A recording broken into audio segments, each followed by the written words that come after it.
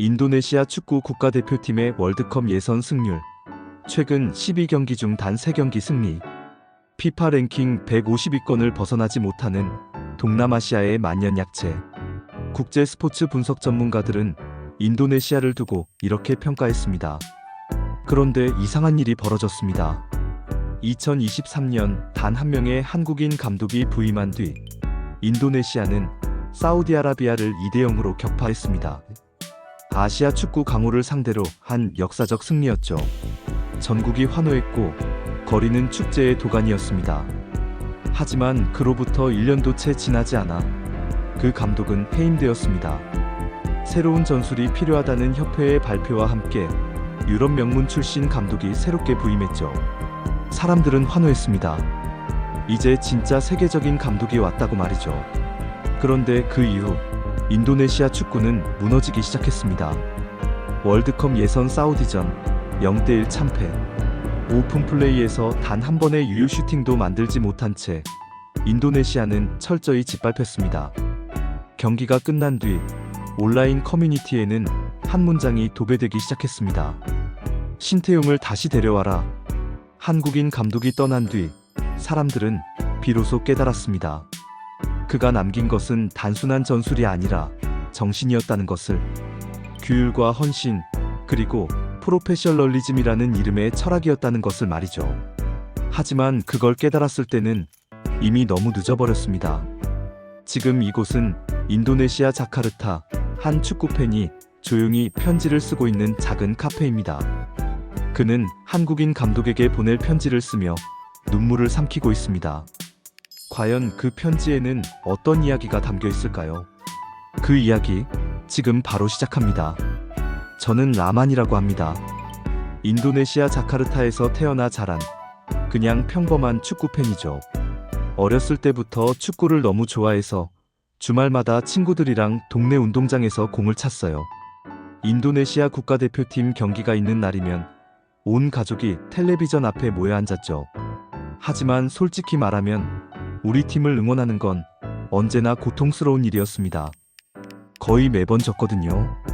태국한테도 지고, 베트남한테도 지고, 심지어 라오스한테도 진 적이 있었어요. 경기가 끝나면 아버지는 한숨을 쉬며 텔레비전을 끄곤 했죠. 언제쯤 우리도 제대로 된 팀이 될 수 있을까? 아버지의 그 말이 제 귓가에 맴돌았습니다. 저도 똑같은 생각을 했거든요. 우리한테는 뭔가 근본적인 게 부족한 것 같았어요. 쟤는? 아니요, 인도네시아에도 축구 잘하는 선수들은 많았습니다. 그럼 뭐가 문제였을까요? 저는 그때 몰랐어요. 우리에게 부족한 건 바로 정신이었다는 걸요. 그때 그분이 오셨습니다. 신태용 감독님이요. 처음 소식을 들었을 때 저는 별로 기대하지 않았어요. 한국인 감독이라고 해서 뭐가 달라지겠냐는 생각이었죠. 주변 친구들도 마찬가지였습니다. 또 외국인 감독 모셔온다고 난리네. 돈만 축 내고 떠날 거 아니야? 한국? 축구 좀 한다는 나라긴 한데 우리랑 뭐가 다르겠어? 그런 냉소적인 반응이 대부분이었어요. 하지만 첫 기자회견을 보는 순간 저는 뭔가 다르다는 걸 느꼈습니다.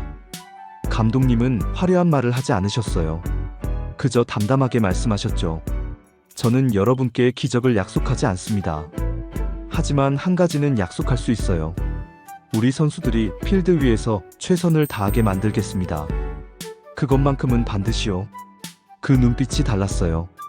장난기 하나 없는 진지하고 단호한 눈빛이었습니다. 뭔가 이 사람은 다를 수도 있겠다는 생각이 스쳤죠. 첫 훈련장 풍경이 뉴스에 나왔을 때 저는 깜짝 놀랐습니다.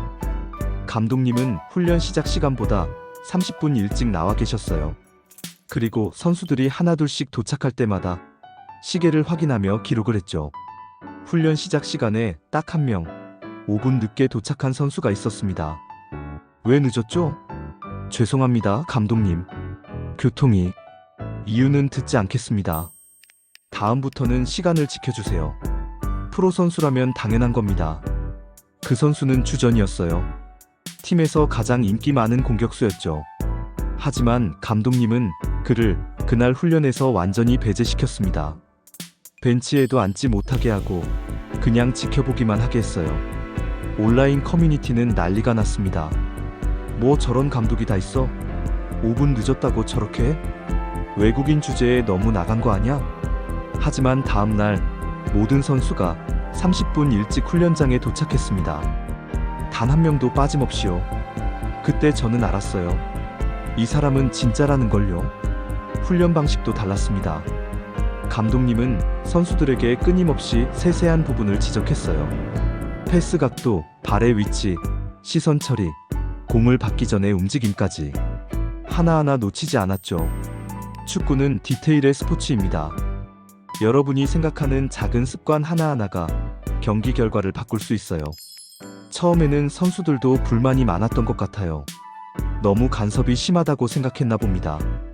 하지만 시간이 지나면서 팀이 달라지기 시작했어요. 경기 중에 선수들의 움직임이 정확해졌고 패스 성공률이 올라갔습니다. 무엇보다 선수들의 눈빛이 달라졌어요. 진지함이 생긴 거예요. 첫 친선 경기는 태국전이었습니다. 우리가 늘 고전하던 상대였죠. 경기 전날 저는 친구들이랑 술집에 모였어요. 내일 경기 볼 거야? 글쎄, 또 질 텐데 뭐. 그래도 한번 봐야지. 기대 반, 체념 반이었습니다. 하지만 경기가 시작되고 우리는 눈을 뗄 수가 없었어요. 인도네시아 선수들이 완전히 달라져 있었거든요. 수비 조직이 탄탄했고 역습이 날카로웠습니다. 전반 23분, 우리 팀이 먼저 골을 넣었어요. 술집이 순간 조용해졌다가 곧 함성으로 폭발했죠. 들어갔어. 진짜 들어갔어. 친구들이 서로 얼싸안고 소리를 질렀습니다. 저도 목이 쉬도록 소리를 질렀어요. 그런데 신기한 건 경기장에 우리 선수들은 과하게 기뻐하지 않았다는 거예요. 골을 넣은 선수도 간단히 세리머니를 하고 바로 중앙으로 돌아왔습니다. 감독님이 그렇게 가르쳤던 거죠. 골을 넣는 건 기쁜 일이지만 경기는 아직 끝나지 않았습니다. 집중력을 잃는 순간 우리는 무너질 수 있어요. 후반전에 태국이 동점골을 넣었습니다. 예전 같았으면 여기서 무너졌을 거예요. 선수들이 당황하고 수비가 흔들리고 결국 역전골까지 허용하는 게 우리 팀의 패턴이었으니까요. 하지만 그날은 달랐습니다. 선수들이 전혀 흔들리지 않았어요. 오히려 더 침착하게 플레이했죠. 그리고 후반 42분 역전골이 터졌습니다. 2대1. 우리가 이긴 거예요. 경기가 끝나고 감독님은 선수들을 모아놓고 말씀하셨습니다. 잘했어요. 하지만 이건 시작일 뿐입니다. 우리가 진짜 강한 팀이 되려면 아직 갈 길이 멀어요. 텔레비전 화면 속 감독님의 표정은 여전히 단호했습니다. 승리에 도취되지 않는 모습이었죠. 그 모습을 보며 저는 생각했어요. 이 사람은 정말 우리를 변화시킬 수 있을지도 모른다. 그리고 그 예감은 적중했습니다. 월드컵 예선이 시작됐어요. 첫 상대는 중국이었습니다. 원정 경기였죠. 모두가 힘들 거라고 예상했지만 우리는 1대1 무승부를 거뒀어요. 중국 땅에서 승점 1점을 따낸 건 우리 팀 역사상 거의 처음 있는 일이었습니다. 두 번째 경기는 일본전 홈 경기였어요. 물론 졌습니다. 2대1로요. 하지만 내용이 달랐어요. 예전에는 일본을 상대로 0대3, 0대4 이런 식으로 처참하게 졌었거든요. 그런데 이번에는 끝까지 맞붙었습니다. 일본 선수들도 경기 후 인터뷰에서 인정했어요. 인도네시아 정말 많이 강해졌네요. 경기하는 내내 긴장했습니다. 그 말을 듣는 순간 가슴이 벅차올랐어요. 우리가 드디어 존중받는 팀이 되고 있다는 걸 느꼈거든요. 그리고 드디어 그날이 왔습니다. 사우디아라비아전이요. 사우디는 아시아 최강급 팀입니다. 유럽 리그에서 뛰는 선수들도 많고 피파 랭킹도 우리보다 훨씬 높았죠. 경기 전 전문가들은 모두 사우디의 압승을 예상했어요. 인도네시아가 선방하면 0대2, 3골 정도 먹힐 것 같습니다. 사우디와의 전력 차이는 명확하죠. 인도네시아로서는 실점을 최소화하는 게 목표일 겁니다. 저도 솔직히 이길 거라고 기대하지 않았어요. 그냥 지더라도 잘 싸우면 좋겠다, 그 정도였죠. 경기 당일 저는 집 근처 카페에 갔습니다. 거기서 친구들이랑 같이 보기로 했거든요. 카페는 이미 사람들로 가득 찼고 다들 긴장한 표정이었어요. 경기가 시작됐습니다. 사우디의 공격이 거셌어요. 전반 10분 동안 우리 골문 앞이 아주 위험했죠. 하지만 우리 선수들은 감독님이 가르친 대로 침착하게 수비 라인을 유지했습니다. 전반 25분, 그때였어요. 우리 팀이 역습 찬스를 잡았습니다. 중앙에서 빠른 패스가 연결됐고 윙어가 측면을 따고 올라갔어요. 크로스가 올라왔고 우리 공격수가 헤딩슛을 날렸습니다. 골! 카페가 폭발했어요. 사람들이 의자를 박차고 일어나 소리를 질렀습니다. 저도 모르게 옆에 있던 낯선 사람이랑 얼싸안고 뛰어올랐죠. 들어갔어. 사우디한테 골 넣었어. 믿을 수가 없었습니다. 우리가, 인도네시아가 사우디아라비아를 상대로 선제골을 넣다니요. 하지만 경기는 아직 끝나지 않았어요. 사우디의 반격이 거칠게 쏟아졌습니다. 후반전이 시작되고 긴장감은 최고조에 달했어요. 사우디가 미친 듯이 몰아쳤지만 우리 수비는 무너지지 않았습니다. 골키퍼가 슈퍼 세이브를 연발했고 수비수들은 몸을 던져가며 막아냈어요. 후반 70분, 또 한 번의 기회가 왔습니다. 역습 상황에서 우리 미드필더가 롱패스를 찔러 넣었어요. 공격수가 오프사이드 라인을 아슬아슬하게 뚫어내며 공을 잡았고 골키퍼와 1대1 상황이 됐습니다. 슛! 2대0. 이번엔 카페 전체가 아비규환이 됐어요. 사람들이 테이블을 두드리고 소리를 지르고 울고 있었습니다. 저도 눈물이 났어요. 기쁨의 눈물이었죠. 우리가 해냈어. 진짜 해냈어. 경기 종료 휘슬이 울렸을 때 저는 그 자리에 주저앉았습니다. 다리에 힘이 풀렸거든요. 친구들도 마찬가지였어요. 우리는 서로를 붙잡고 울었습니다. 그날 밤 자카르타 거리는 축제였어요. 차들이 경적을 울렸고 사람들이 거리로 쏟아져 나왔습니다. 국기를 흔들며 노래를 부르고 춤을 췄죠. 저도 친구들이랑 거리로 나갔어요. 낯선 사람들과 하이파이브를 하고 함께 노래를 불렀습니다. 인도네시아, 인도네시아. 그날의 기쁨은 말로 표현할 수가 없어요. 단순히 축구에서 이긴 것 이상의 의미였습니다. 우리가 할 수 있다는 걸 증명한 날이었으니까요. 우리도 강할 수 있다는 걸 보여준 날이었죠. 다음 날 모든 신문 일면이 이 경기였어요. 기적이 일어났다. 인도네시아 축구에 새로운 역사 같은 헤드라인이 넘쳐났습니다. 그리고 그 중심에는 신태용 감독님이 계셨죠. 이건 선수들이 만든 승리입니다. 저는 그저 그들이 할 수 있도록 도왔을 뿐이에요. 인터뷰에서 감독님은 여전히 겸손했습니다. 하지만 모두가 알고 있었어요. 이 변화를 이끈 건 바로 그분이라는 걸요. 그 승리 이후 우리 팀은 계속 좋은 경기를 보여줬습니다. 매 경기마다 최선을 다했고 지더라도 당당하게 싸웠어요. 팬들의 자부심도 높아졌죠. 경기장은 매번 만원이었고 응원 열기가 대단했습니다. 저는 그때가 인도네시아 축구의 황금기라고 생각해요. 결과도 좋았지만 무엇보다 우리 선수들이 프로다워졌거든요.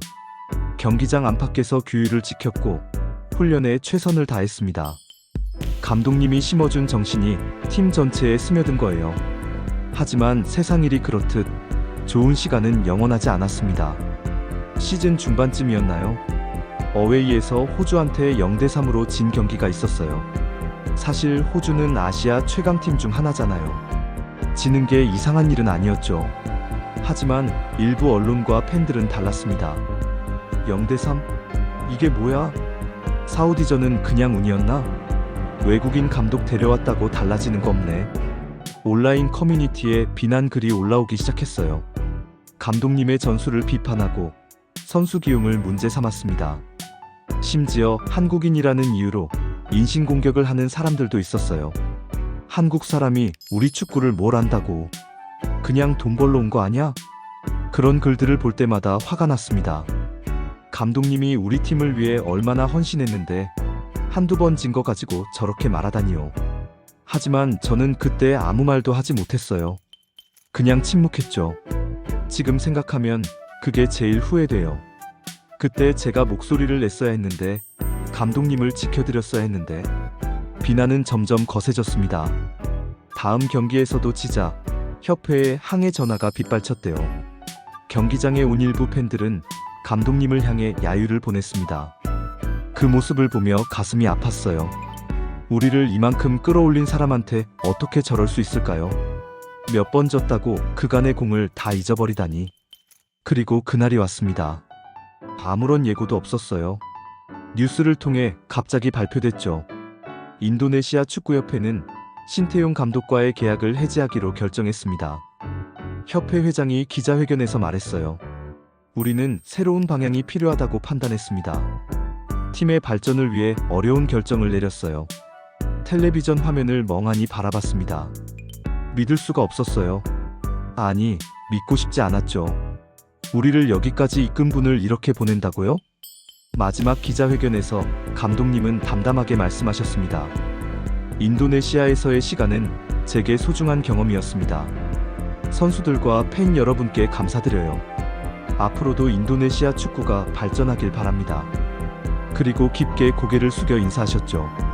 그 모습을 보는데 눈물이 났어요. 감독님의 표정에서 슬픔보다는 안도가 보였거든요. 마치 이제 편하게 떠날 수 있겠구나 하는 것처럼요. 우리가 그분을 너무 힘들게 한 걸까요? 우리가 그분을 지켜드리지 못한 걸까요? 새로운 감독이 부임했습니다. 네덜란드 출신의 파트리크 클루이베르트. 유럽 명문 바르셀로나에서 선수 생활을 했고 여러 나라에서 감독을 했던 화려한 경력의 소유자였죠. 사람들은 열광했어요.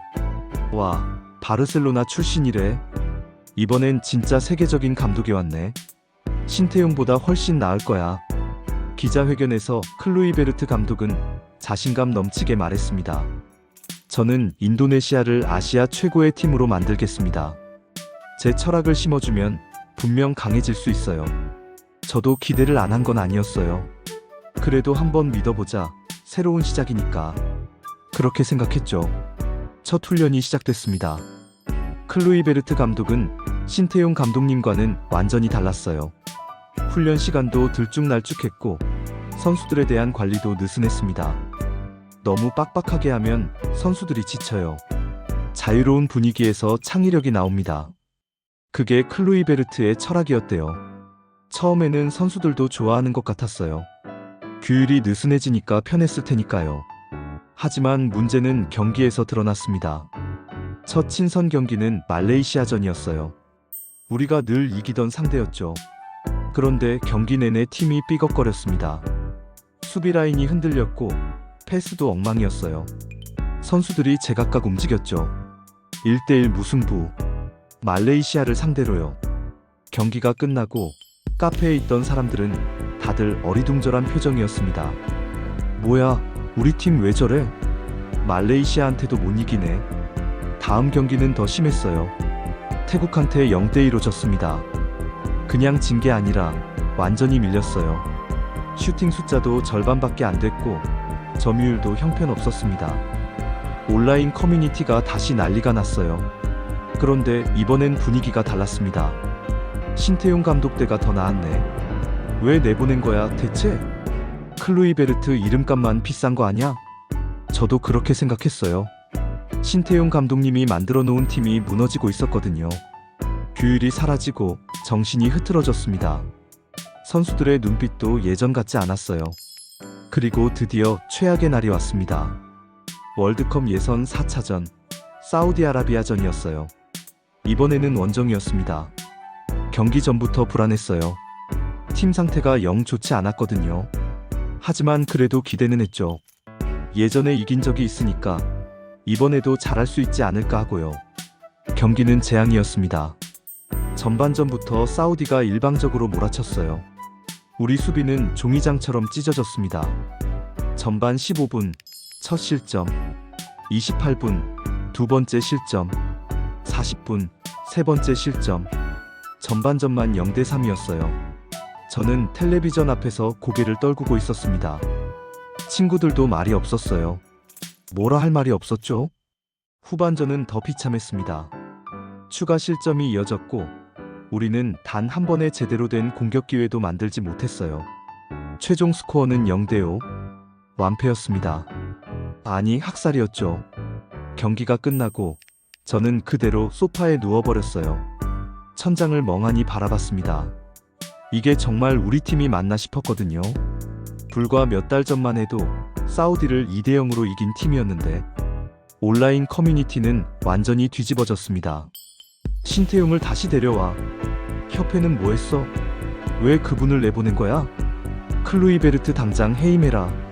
우리는 사우디를 두려워하지 않던 팀이었어. 그때는 신태용이 있었지. 댓글 수백 개가 그렇게 달렸어요. 저도 댓글을 달았습니다. 그분을 내보낸 우리가 바보였어. 이제서야 깨닫다니. 그날 밤 잠을 이룰 수가 없었어요. 계속 생각이 났거든요. 신태용 감독님이 떠나시던 날 그 마지막 인사가요. 그리고 사우디전에서 2대 0으로 이기고 환호하던 그날 밤이요. 우리는 뭘 잃어버린 걸까요? 다음 날 저는 카페에 혼자 앉아 있었습니다. 노트북을 켜고 빈 문서를 열었어요. 그리고 타이핑을 시작했죠. 신태용 감독님께. 처음에는 뭘 쓸지 몰랐어요. 그냥 쓰고 싶은 말을 썼습니다. 미안하다고, 우리가 잘못했다고, 그분이 우리에게 남긴 게 무엇이었는지 이제야 깨달았다고요. 글을 쓰다 보니 눈물이 났습니다. 키보드가 젖을 정도로 울었어요. 옆 테이블에 있던 사람이 걱정스럽게 쳐다봤지만 신경 쓰지 않았습니다. 저는 썼어요. 우리가 얼마나 행복했는지, 감독님이 우리에게 얼마나 큰 의미였는지, 그리고 우리가 얼마나 어리석었는지요. 편지를 다 쓰고 SNS에 올렸습니다. 해시태그를 달았어요. 신태용에게 보내는 편지, 우리가 미안합니다. 반응은 즉각적이었어요. 수백 개의 공유와 댓글이 달렸습니다. 나도 똑같은 생각이었어. 진짜 우리가 잘못했다. 그분이 그리워. 사람들이 제 글을 읽고 자기 생각을 덧붙였어요. 누군가는 사우디전 승리의 기억을 나눴고, 누군가는 감독님의 훈련 철학에 대해 이야기했습니다. 모두가 후회하고 있었어요. 며칠 뒤 주요 스포츠 언론이 제 글을 기사화했습니다. 한 팬이 신태용에게 보낸 편지, 인도네시아를 울리다 같은 제목으로요. 그 기사는 또다시 확산됐고 결국 전국적인 이슈가 됐습니다. 거리 캠페인도 벌어졌어요. 신태용을 기억합니다라는 플래카드를 든 팬들이 축구협회 앞에 모였습니다. 온라인 청원도 시작됐죠. 신태용 감독 재영입을 요구합니다라는 제목으로요. 하지만 이미 늦었습니다. 감독님은 이미 한국으로 돌아가셨고 다른 팀을 맡고 계셨어요. 우리가 아무리 원해도 다시 돌아오실 수는 없었죠. 그게 제일 슬펐어요. 우리가 깨달았을 때는 이미 손 쓸 수 없는 상황이 돼버렸다는 거요. 지금도 가끔 그때를 생각합니다. 만약 우리가 감독님을 지켜드렸다면 어땠을까요? 만약 우리가 몇 번의 패배에 흔들리지 않고 믿어드렸다면 지금 우리 팀은 어떤 모습이었을까요? 그런 상상을 할 때마다 가슴이 아파요. 우리 손으로 보낸 분이니까요. 클루이베르트 감독은 결국 시즌이 끝나기 전에 경질됐습니다. 성적이 너무 나빴거든요. 그 뒤로도 몇 명의 감독이 더 왔다 갔지만 신태용 감독님만큼 팀을 변화시킨 사람은 없었어요. 팬들 사이에서는 이런 말이 생겼습니다. 신태용 이전과 이후라고요. 인도네시아 축구를 나누는 기준점이 된 거죠. 그분이 계셨던 시기를 우리는 황금기라고 불러요. 저는 지금도 그날의 편지를 간직하고 있습니다. 가끔 꺼내서 읽어요. 그리고 생각하죠. 우리가 배운 건 무엇이었는지요. 감독님은 우리에게 단순히 축구를 가르쳐 주신 게 아니었어요. 규율을 가르쳐 주셨고 헌신을 가르쳐 주셨습니다. 프로페셔널이란 무엇인지, 최선을 다한다는 게 어떤 의미인지 보여주셨죠. 그리고 무엇보다 우리도 할 수 있다는 자신감을 심어주셨어요. 우리가 약한 팀이 아니라 강해질 수 있는 팀이라는 걸 증명해 주셨습니다. 그런 분을 우리는 지키지 못했습니다. 아니, 지키려 하지 않았어요. 쉽게 비난하고 쉽게 포기했죠. 그게 우리의 잘못이었습니다. 요즘 경기를 볼 때마다 생각해요. 만약 감독님이 계셨다면 우리 선수들은 어떻게 뛰고 있었을까요?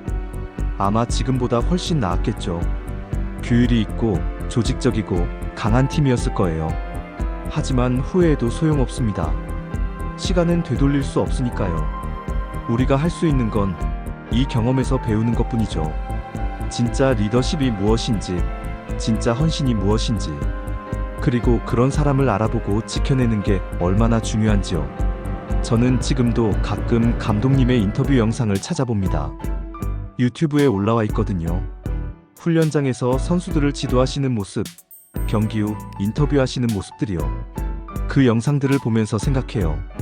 우리는 정말 좋은 스승을 만났었다고. 그리고 그분을 제대로 대하지 못한 우리가 너무 부끄럽다고요. 최근에 한국 언론 기사를 하나 봤어요. 감독님이 다른 팀을 맡아서 또 좋은 성적을 내고 계시다는 내용이었죠. 그 기사를 읽으며 복잡한 감정이 들었습니다. 한편으로는 기뻤어요. 감독님이 잘 되고 계시니까요. 하지만 다른 한편으로는 아쉬웠습니다. 그분이 여전히 우리 팀에 계셨다면 얼마나 좋았을까 하는 생각이 들었거든요. 친구들이랑 만나면 가끔 이야기해요. 신태용 감독님 시절 말이에요. 다들 그때가 제일 좋았다고 하죠. 경기 보는 게 즐거웠고 우리 팀이 자랑스러웠다고요. 그때는 경기장 가는 게 정말 행복했는데. 맞아. 우리 팀이 이길 거라고 믿었잖아. 지금은 경기 보는 게 고역이야. 항상 지니까. 그런 이야기를 나누다 보면 다들 침묵하게 돼요. 우리가 무엇을 잃어버렸는지 너무 명확하게 알기 때문이죠. 어느 날 후배가 저한테 물었어요. 형, 신태용 감독이 그렇게 대단했어요? 저는 한참을 생각하다가 대답했습니다. 대단했다기보다는 진짜였어. 그 사람은 진심으로 우리 팀을 사랑했고 진심으로 우리를 강하게 만들고 싶어 했거든. 그게 느껴졌어. 그럼 왜 내보낸 거예요? 우리가 바보였으니까. 진짜를 알아보지 못했지. 후배는 아무 말도 하지 못했어요. 저도 더 이상 말하지 않았습니다. 할 말이 없었거든요. 요즘 들어 더 자주 생각합니다. 감독님께 직접 말씀드리고 싶어요. 우리가 미안하다고, 우리가 잘못했다고, 그리고 감사하다고요. 비록 짧은 시간이었지만 우리에게 꿈을 꾸게 해주셔서 감사하다고요. 언젠가 기회가 된다면 정말로 편지를 보내고 싶어요. 이 마음을 제대로 전하고 싶습니다. 지금이라도 늦지 않았으면 좋겠어요. 저희 인도네시아 팬들은 아직도 감독님을 기억하고 있습니다. 그리고 앞으로도 기억할 거예요. 우리에게 규율을 가르쳐 주신 분, 우리를 믿어주신 분, 우리를 강하게 만들어주신 분으로요. 지금 우리 팀은 또다시 어려움을 겪고 있어요. 성적도 안 좋고 팀 분위기도 영 아닙니다. 하지만 포기하지 않으려고 해요. 감독님이 가르쳐 주셨으니까요. 포기하지 않는 것, 끝까지 최선을 다하는 것. 그게 진짜 프로의 자세라고요. 그 가르침은 여전히 우리 마음속에 살아있습니다. 비록 감독님은 떠나셨지만 그분의 정신은 아직도 우리와 함께 있어요. 저는 오늘도 경기를 볼 겁니다. 우리 팀이 언젠가 다시 강해질 거라고 믿으면서요. 그리고 그때가 오면 감독님께 자랑스럽게 말씀드리고 싶어요. 감독님이 심어주신 씨앗이 드디어 꽃을 피웠습니다라고요. 그날이 올 때까지 저는 계속 응원할 겁니다. 우리 팀을요. 그리고 어디에 계시든 감독님의 행복을 기원할 거예요. 감독님, 정말 감사했습니다. 그리고 미안했습니다. 우리가 감독님을 제대로 대하지 못해서요. 하지만 감독님이 남기신 것들은 여전히 우리와 함께 있다는 걸 알아주셨으면 좋겠어요.